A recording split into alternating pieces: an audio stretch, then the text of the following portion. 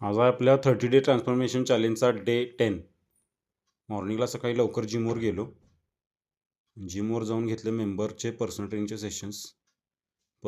Sessions complete केले आणि त्यानंतर खाल्ले ओट्स खाऊन झाल्यानंतर लेगचा वर्कआउट होता, त्यामुळे लेगचा वॉर्मअप केला. पूर्ण लेगचा वॉर्मअप महत्त्वाचा आहे, कारण का तुमचे हिप जॉईंट्स वगैरे ओपन होणे महत्त्वाचं असते सगळ्यात. त्यानंतर घेतले बार्बेल स्क्वॉट्सचे 3 सेट्स. नंतर घेतले वॉकिंग लंजेसचे पण 3 सेट्स. हालत एकदम टाईट झाली होती वॉकिंग लंजेसने. त्यानंतर घेतले लेग एक्सटेन्शनचे 3 सेट्स. घेतले लेग कर्लचे सुद्धा 3 सेट्स आणि घेतले काफ रेजेसचे पण 3 सेट्स घेतले. त्यानंतर शोल्डर वर्कआउट चालू केला.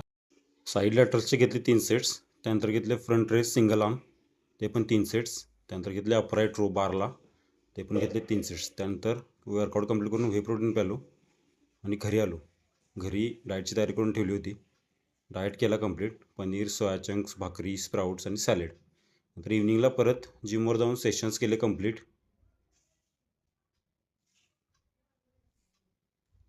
इव्हिनिंगला सुद्धा आपण चालू केला होता व्हे प्रोटीन 2 टाईम. त्यानंतर जिम बंद केली आणि घरी आलो.